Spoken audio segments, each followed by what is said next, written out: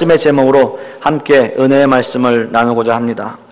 오늘 본문의 배경은 세례 요한이 예수님께 세례를 베풀고 그리고 난 이후에 감옥에 투옥되기 전 그 사이에 일어난 사건입니다.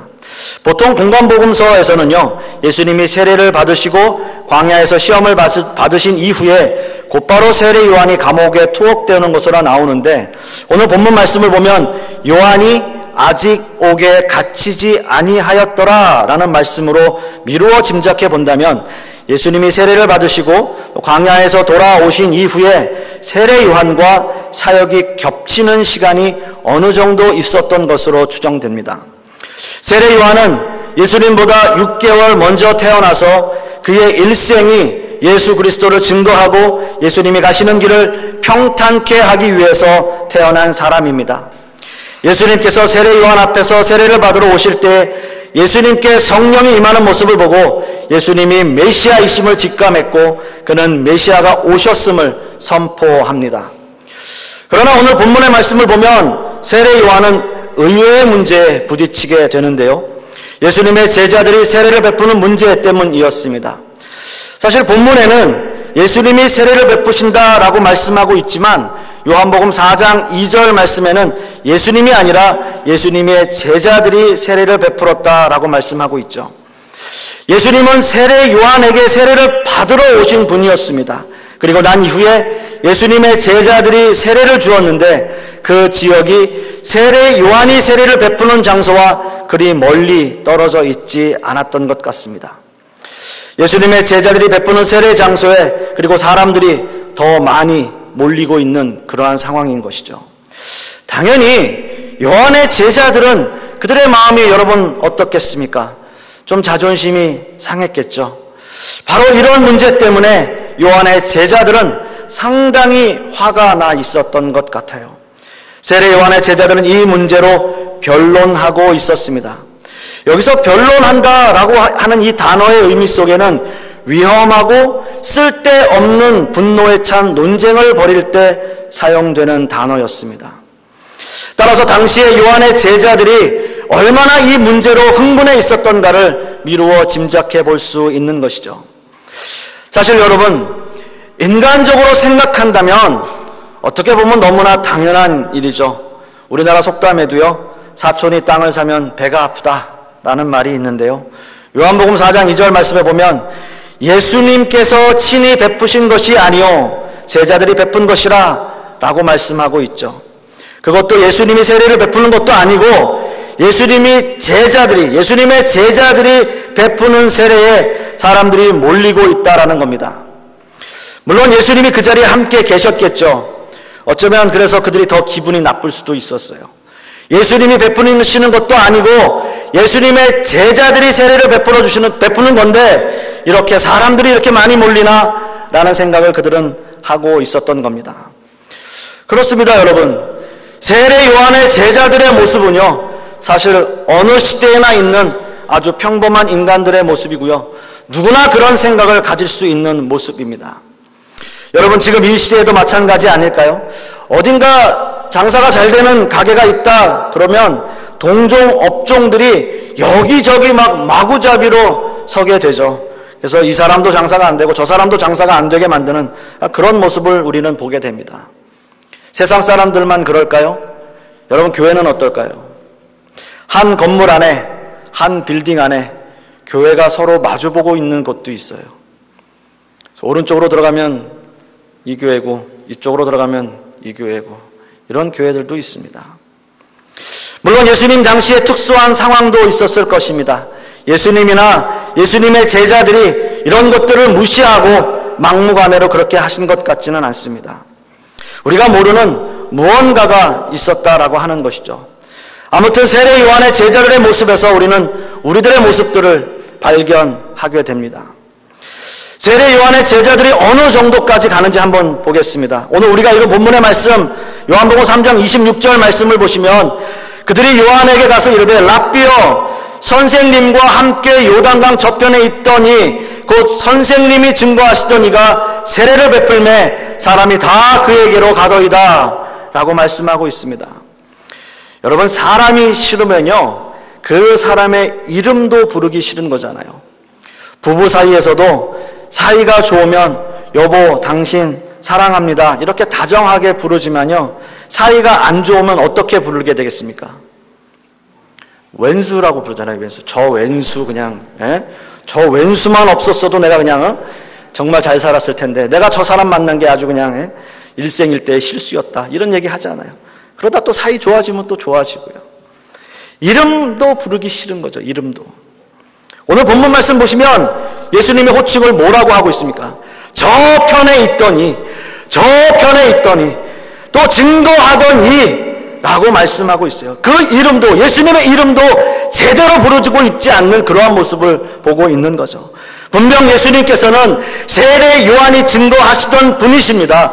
예수님께 성령이 임하는 모습을 보고 예수님을 보고 메시아라고 직감했고, 세례 요한은 예수님이 바로 메시아라고 분명히 말씀하셨어요. 그런데 예수님의 제자들은 뭐라고 얘기합니까? 저편에 있느니 라고 이야기하고 있습니다. 요한의 제자들의 모습 속에서는 예수님에 대한 존경심을 찾아보기가 힘듭니다. 대부분의 사람들은 이렇죠. 자신에게 불이익이 오면 어떻게든 그 사람을 깎아내리고 헐뜯고 비난하는 그런 모습을 보이게 됩니다. 어찌 보면 이러한 모습이 바로 인간의 본성적인 모습일 거예요. 아이들도 마찬가지예요. 고자질이 무엇인지도 모르면서 아이들은 고자질을 해요. 그게 나쁜 거고 그게 어떤 거라는 거 이런 걸 모르고 그냥 하는 겁니다. 본성적인 거예요. 자기가 불리한 입장에 있다면 자기가 잘못했음에도 불구하고 남을 비방하는 것, 이것이 바로 인간의 본성의 모습일 겁니다.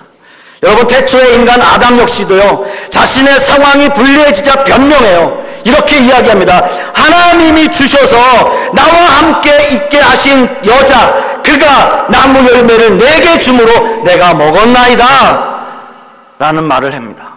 저는 이 구절 볼 때마다요, 정말 아담 꼭 이렇게 얘기했어야 됐을까? 너무 쪼잔해 보여. 이런 생각 늘 하게 돼요. 남자 망신 다 시키고 있는 건 아닌가? 라는 생각하게 됩니다. 그런데 여러분, 이게 본성이에요. 이게 인간들의 본성입니다. 내 상황이 안 좋아지고요, 내 상황이 불리해지고 내 상황이 나빠지면 우리는 자꾸 시선을 남에게 돌리게 됩니다. 그리고 변명거리를 찾게 되는 거죠. 저 사람 때문에 내 상황이 안 좋아졌고요, 저 사람 때문에 내가 지금 이런 고통을 겪고 있고요, 저 사람 때문에 나는 그 교회에 안 나가요, 이렇게 얘기를 한다고요. 세례 요한의 제자들 역시도 그렇게 말하고 있습니다. 선생님과 함께 요단강 저편에 있더니, 곧 선생님이 증거하시더니 라는 변명의 화살을 그들에게 돌려요. 그런데 여러분, 우리 신앙인들은 다 압니다. 이렇게 살면 안 된다라는 것 알아요. 그런데 우리는 쉽게 실천하며 살지 않는다는 거죠. 여러분, 성경에는 이러한 모습과 정반대의 모습으로 산 사람이 분명히 있습니다. 바로 요셉 같은 사람이에요. 요셉의 환경을 한번 보십시오. 형들에게 팔렸어요. 억울하게 누명을 썼습니다. 감옥에 갇혔고요. 이런 상황이 우리가 당하고 있는 현실이라고 한번 생각해 보십시오. 긍정적인 태도요, 이런 거 갖는 것도 한두 번일 겁니다. 이런 상황들이 계속 지속되어지고요, 이런 모든 삶의 상황들이 꼬이게 되면 정말 견디기 힘들게 됩니다. 그리고 자꾸 불평불만하게 됩니다. 그러나 요셉은 그렇게 살지 않았습니다. 종으로 팔려서 종으로서 최선을 다해서 살았고요, 죄수로서 감옥에 갇혔을 때는 죄수로서의 삶을 최선을 다해서 살아냈어요. 자신의 삶을 변명하고 후회하고 남을 비판하고 헐뜯기보다는 최선을 다해서 자신에게 맡겨진 삶에 충실하며 그 삶을 살아낸 거예요. 견뎌낸 거예요. 요셉이 여러분 어떤 사람이 되었는지 여러분들에게 설명드리지 않아도 여러분 너무나 잘 아실 겁니다. 김남준 목사님이 쓰신 개념 없음이라고 하는 책에 보시면 이런 글이 있어요. 변명은 불신의 방향만 바꿀 뿐이다 라는 거예요. 불신의 방향을 바꾼다는 것은요, 또 누군가를 헐뜯고요, 또 누군가에게 상처를 주는 행동을 이야기하고 있는 겁니다.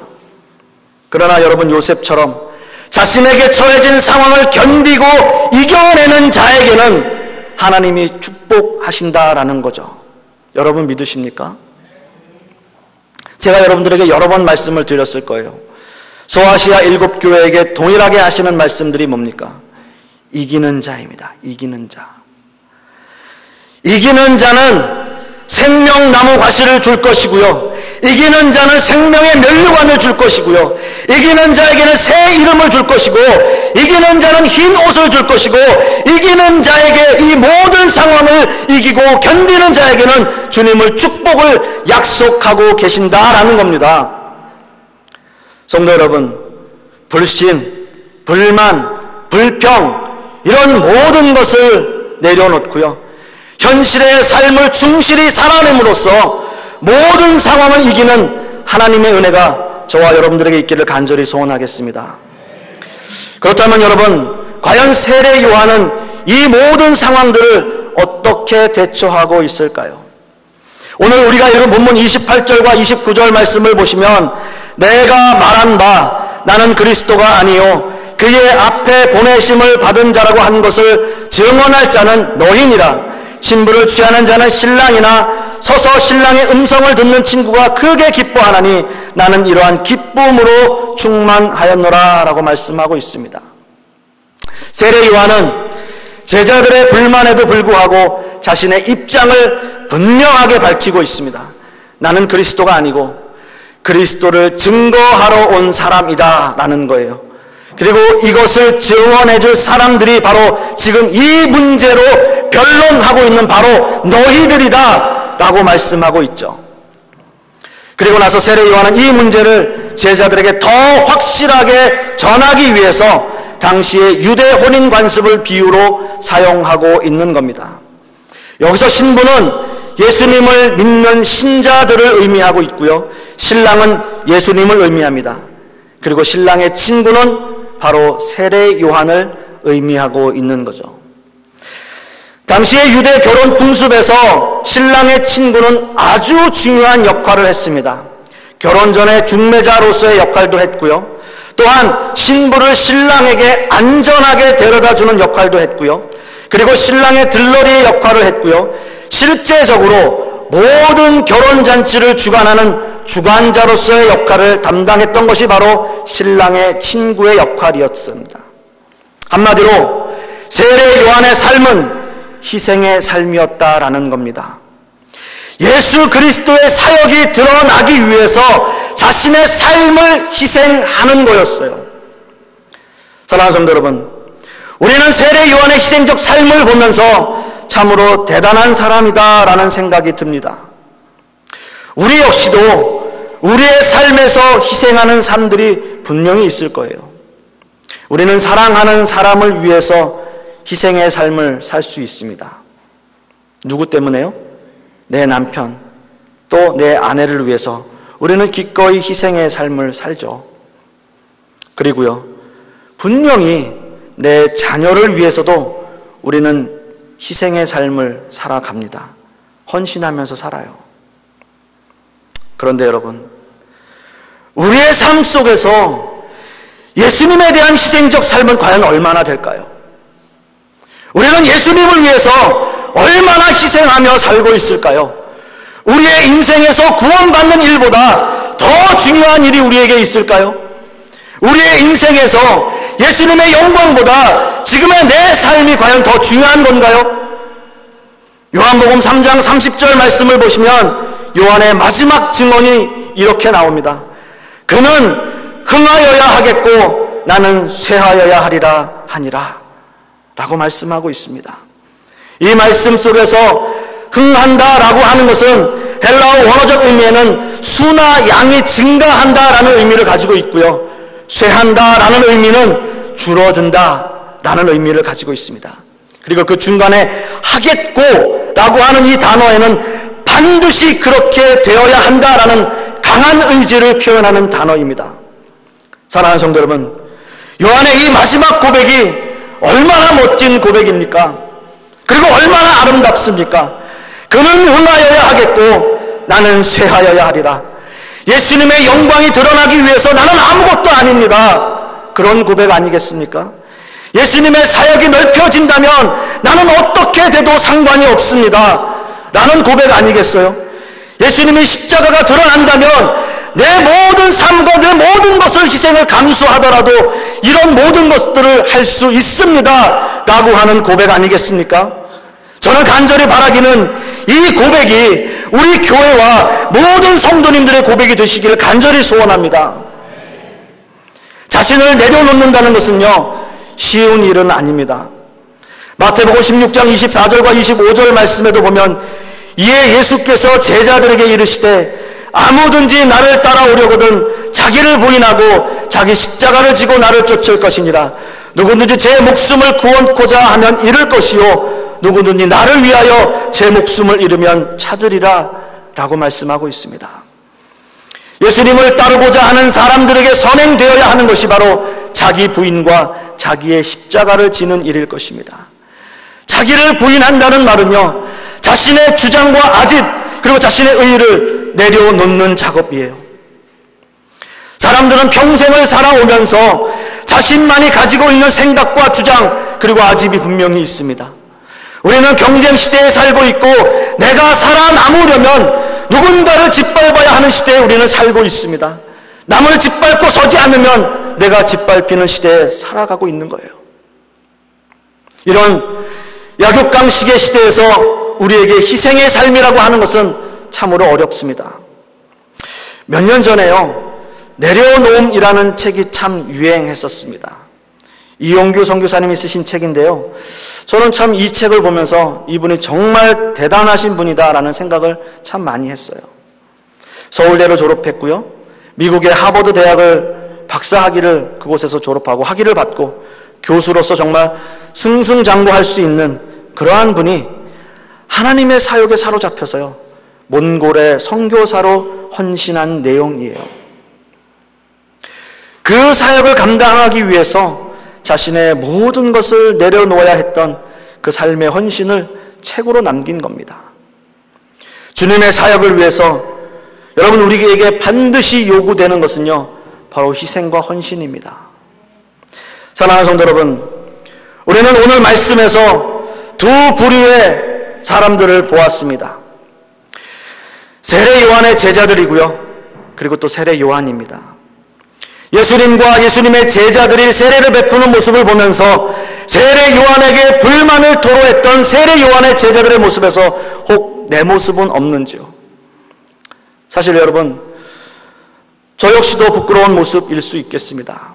저 역시도 목회를 하면서 점점 열정이 식어져 갈 때도 있었고요, 또 교회의 어려움들로 인해서 불만과 불평을 늘어놓는 것이, 그런 일들이 저에게도 참 많이 있었습니다. 혹 여러분은 어떠십니까? 세상에 살면서 여러분들의 삶이 힘들고 어렵고 주님 앞에 불평과 불만만 늘어놓는 그러한 삶은 혹시 아닌지요? 혹 나보다 더 잘되는 사람들을 보면서 시기하고 질투하고 배아파하는 모습은 나에게 없는지요? 그리고 세례 요한의 모습을 보면서 저는 헌신의 삶이 무엇인지 다시 한번 생각하게 되는 것입니다. 주님이 흥하는 길, 그리고 내가 쇠하는 길, 그것은 내 모든 것을 내려놓고요, 주님을 온전하게 따르는 길임을 우리는 깨닫게 됩니다. 성도 여러분, 여러분 생각하십시오. 나는 얼마나 하나님 앞에 헌신하고 있는가? 나는 얼마나 주님의 영광을 위해서 살아가고 있는가? 우리가 다시 한번 생각해 보아야 할 때입니다. 말씀의 결론을 맺습니다. 우리가 다시 한번 세례 요한의 마지막 증언을 듣기를 원합니다. 그는 흥하여야 하겠고 나는 쇠하여야 할 것입니다. 세례 요한의 이 마지막 증언이 여러분들의 가슴에 온전히 새겨지기를 소원합니다. 나를 내려놓는다는 것, 모든 상황들을 받아들이고요, 묵묵히 그 상황을 이겨내는 것, 그리고 무엇보다 주님을 향한 헌신의 삶이 필요하다는 것, 이것을 반드시 가슴속에 새기십시오. 그리고 이 말씀을 붙잡고 또 한 주간 우리의 삶을 통해서 증명해 나가십시오. 이런 우리 평택제일교회 성도님들과 저와 여러분들의 모습이 되기를 간절히 소원하겠습니다. 기도하겠습니다. 아버지 하나님,